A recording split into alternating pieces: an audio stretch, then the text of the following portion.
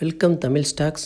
Hi friends, இன்றைக்கி வீடியோவில் வந்து IRFC Indian railway finance corporation அந்த கம்பெனியோட ரிசல்ட் இன்றைக்கி வந்திருக்கு. Q4 ரிசல்ட்டு அதை நம்ம பார்த்துருவோம். கம்பெனியோட நெட் ப்ராஃபிட் லாஸ்ட் குவார்ட்டரில் 1717 கோடி, இந்த குவார்ட்டரில் 1681 கோடியாக குறைஞ்சிருக்கு, 2% டவுன் ஆகிருக்கு. அது மாதிரி ரெவென்யூ ஃப்ரம் ஆப்ரேஷன் இந்த வருஷத்தில் 6722 கோடி, கடந்த வருஷத்தில் 6474 கோடி. ரெவென்யூ 4% அப்பாயிருக்கு. அப்புறம் போர்டு அப்ரூவல் கொடுத்துருக்குறாங்க. 60,000 கோடி ஃபண்ட் ரைசிங் பண்ணுறதுக்கு அப்ரூவல் கொடுத்துருக்குறாங்க ஃபைனான்சியல் இயர் 26.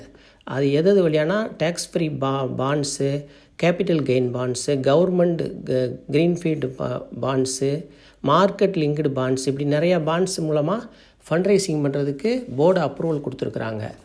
அப்புறம் இப்போ கம்பெனியோட டீட்டெயில் பார்த்துக்கலாம். மார்க்கெட் கேபிட்டல் 1,66,192 கோடி, பிஇ ரேஷியோ 25.43 கோடி, 25.43. இண்டஸ்ட்ரியல் பிஇ 13.25, புக் வேல்யூ 39.38, பி/3 3.23% அதிகமாக இருக்குது. அதாவது 3 டைம் கம்பெனி விலை பங்கு விலையை விட அதிகமாக இருக்குது பி/. டிவிடெண்ட் ஈல்டு 1.18 கொடுத்துருக்குறாங்க. ஒரு வருஷத்தோட ரிட்டர்ன் -20% இருக்குது. ஆனால் 2 வருஷத்தோட ரிட்டர்ன் டபுள் ஆகிருக்கு, பங்கு விலை 2 மடங்கு ஆகிருக்கு. அப்புறம் இதோட ஹை வருஷத்து ஹை 229 ரூபாய்க்கு போயிருக்கு, லோ 108 ரூபாய்க்கு போயிருக்கு கீழே. அப்புறம் மண்டே இன்றைக்கி க்ளோசிங் 127 க்ளோஸ் ஆகிருக்கு. இப்போ இதுக்கு நம்ம 108 ஒரு ஸ்ட்ராங் சப்போர்ட்டு, 108 ஸ்ட்ராங் சப்போர்ட்டாக இருக்குது. இப்போ 108 அந்த மாதிரி இதில் நம்ம கன்சிடர் பண்ணலாம் இதை. ஆனால் 3 முறையாக நம்ம பணத்தை எப்பயுமே பிரித்து வச்சுக்கிட்டு கன்சிடர் பண்ணணும். அதிகமான பணத்தை ஒரே இப்போ கம்பெனியில் போடக்கூடாது. ஏன்னா அந்த கம்பெனி நம்ம பல செக்டார்களில் முதலீடு பண்ணணும். அப்போ தான் நமக்கு நம்ம ப்ராஃபிட் ஒரு சீராக இருக்கும், ரொம்ப பெரிய நஷ்டங்களை தவிர்க்க முடியும். அது மாதிரி இது 108 கன்சிடர் பண்ணலாம். இன்னும் கீழே போனால் 190 கூட இது போகிறதுக்கு வாய்ப்பு இருக்குது.